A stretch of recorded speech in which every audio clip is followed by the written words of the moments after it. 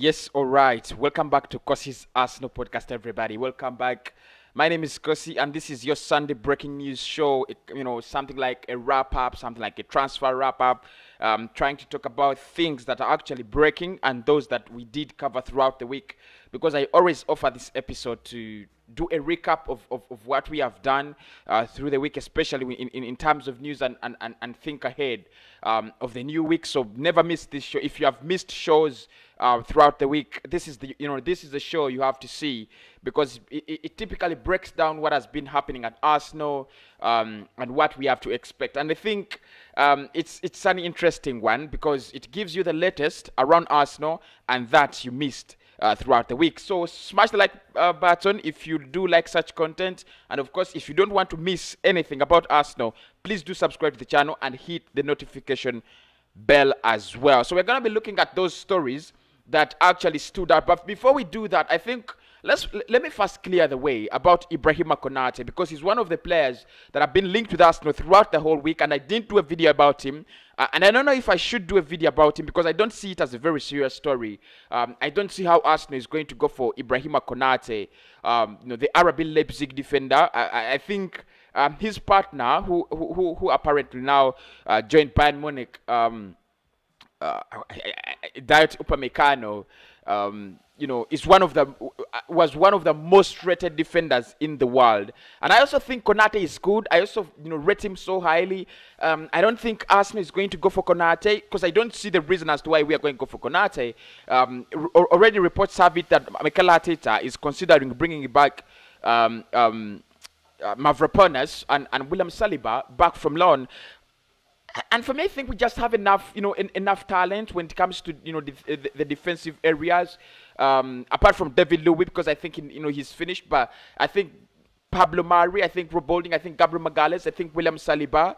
I think, if you're talking about centre-back options, then we are a little bit more equipped. Probably we could think about that next summer. What do you think, guys? What do can you share with me your opinions? What do you think about Konate? Should I do a video about him?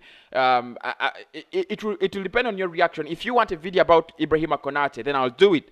But I look at it as a deal that really doesn't really make a lot of sense for me, especially Football Online and saying that Arsenal is working on 6 deals, including that of Ibrahima Konate. It might be a good deal, but I don't see Arsenal doing it, and I don't see why we might actually rush in to get to tighten our defensive options when our striking force is poor, and our midfield is also in pandemic shambles. But just to clear the way, I wanted us to talk about Konate just before we begin. So where do we begin now? This week Arsenal did confirm that we lost 48 million. In terms of revenue, in terms of money, and that is due to the coronavirus pandemic in the last financial year. Now, and for me, I think this is for one reason. This is crazy, but in England or in the UK, there is no club that earns more TV. No, did I say TV revenue? More match day revenue than Arsenal. I think ever since we moved to the Emirates Stadium, we've been earning a lot of match day revenue. First and foremost, people, our ticket is very expensive, and many people have been complaining about that. The team is playing a lot of shit, but it's very expensive to see Arsenal play, and that's the reason. So I think I talked about this when I was explaining why Arsenal do not have money. But I don't remember, was it 6 months ago when we were in the transfer window? And I said that the reason as to why Arsenal is struggling, and we are going to struggle in that transfer window, was because we never had a lot of money at our disposal. The reason was we are not getting money on match days. That's the reason. And we are one of the clubs that actually get a lot of money. Almost 20% of our revenue comes from match days. If you look at clubs like Manchester United and Tottenham Hotspur, following us. They are at, their revenue percentage from match days stands at 15%. So I think 48 million might be something big. It might affect our summer, and I think this is where Stan Kroenke and the board are going to have a lot of excuses if they fail to back Mikel Arteta, because they're gonna say we made a lot of losses and it's not going to be a very easy transfer window. But anyway, away from that, I want us to look at some of the stories that did move around in this week. Alaba and Ole Watkins. We did talk about David Alaba from Bayern Munich as a backup player in the left back, and we didn't agree by that, because there's so many people who told me, no, Kosi, you can't bench Kian Tierney, but you can't bench Alaba either, because I think Alaba is head of Kian Tierney, and Kian Tierney is on a progressive road that, to an extent that if you put him on the bench right now, you're actually killing his career. And his representatives and agents are gonna tell you, what, if you don't want to use our player, let him go, because this is a lot of crap and nonsense. So. And then in that regard, I thought the Alaba deal might not happen for that reason, but I think he might be a free agent in the summer. There are so many clubs interested, including Chelsea, Manchester United, Liverpool, and a couple of others. And I think he's a very good player, but I don't see him settle for the bench at Arsenal, and I don't see Arsenal willing to bench Kian Tierney. In our pursuit for a striker, we've been linked with a couple of them this week, and the two names that have been outstanding have been Ole Watkins and Hudson-Odoi. Now, Ole Watkins is a good striker at we playing with Everton, playing with Aston Villa. Why did I say Everton? Playing with Aston Villa, and I did a whole video actually about him, Watkins, why I think he would be a perfect striker for Arsenal, because I think he has Premier League experience, and I think he's very, very good in his movement. I think he could be very helpful to Pierre-Emerick Aubameyang, because right now, anyone who comes in is not coming in as the main striker at Arsenal. And everybody has to know that whoever joins Arsenal as a striker knows that you're coming in as a backup player for Pierre-Emerick Aubameyang. If you're not coming in as a backup player for Pierre-Emerick Aubameyang, you're actually coming in as a player trying to supplement the goals, because our main goal source and goal scorer is still Pierre-Emerick Aubameyang. So I think Ole Watkins would be a perfect player for that.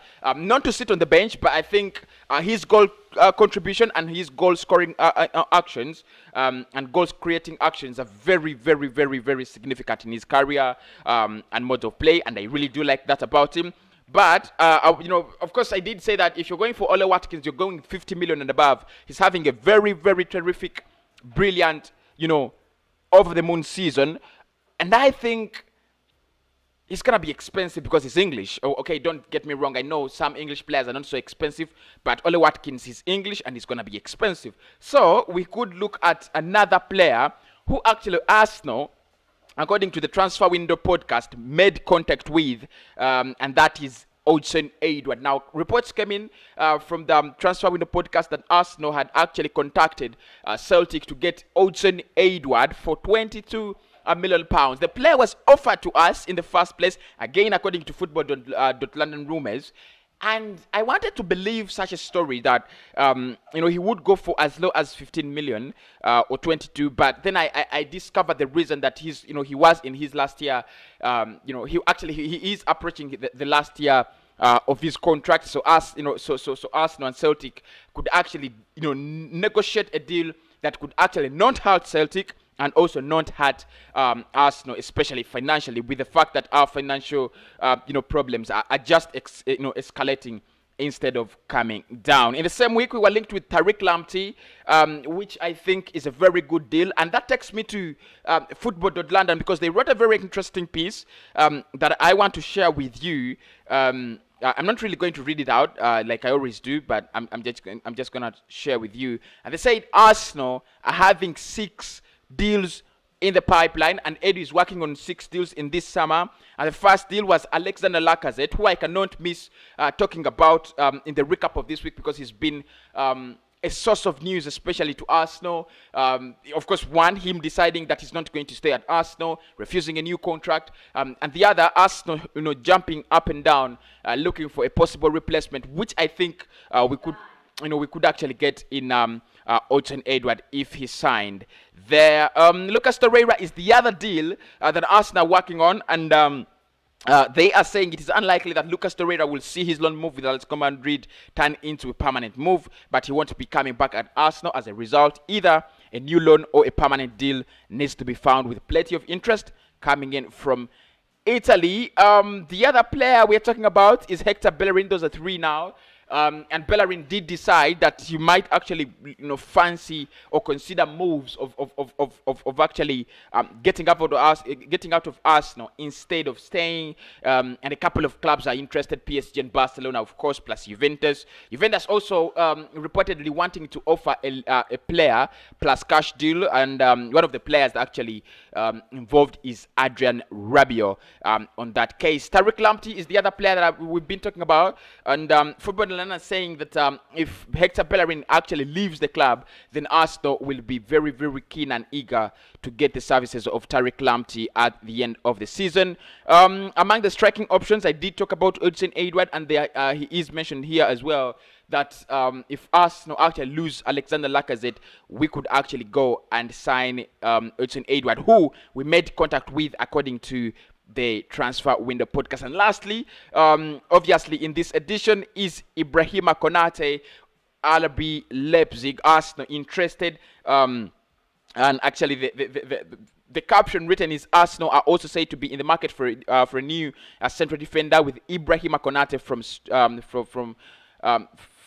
from RB Leipzig linked. So I think those are the stories that actually we can talk about. Now you might ask why I have Jadon Sancho on my right. Is it my right or my left, or whatever it is? Goal.com actually compiled a very interesting article about how Jadon Sancho and Jude Bellingham and Christian Pulisic closely or nearly joined Arsenal. And please, I did a video about that, and they named it very close. Sancho was close to joining Arsenal, so please do check that video out. It's very interesting. And look, when I first saw it, I was like, this is the same old stories we've been looking at, but it's a very great interview with with Mauro, former head of youth recruitment at Arsenal, and I think Charles Watts did a very, very great job. So please do check it out.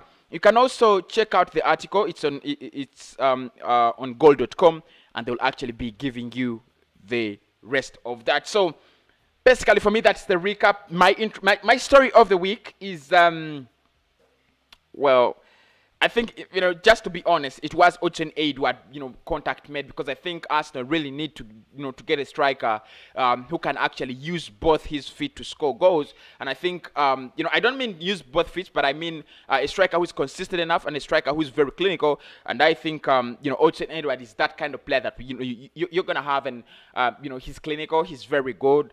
I also think I was, a little bit excited when I saw Ole Watkins. I really do like the player, but I don't think Aston Villa are going to be selling such a talent right now. They have just acquired him just one season in. I don't see that happen. But if it happened, then why not? He's a good deal, and everybody knows that. My name is Kosi, and I want to sign out for now. Please do subscribe if you do like the content and you don't want to miss it. But if you like this video in particular, smash a like on it.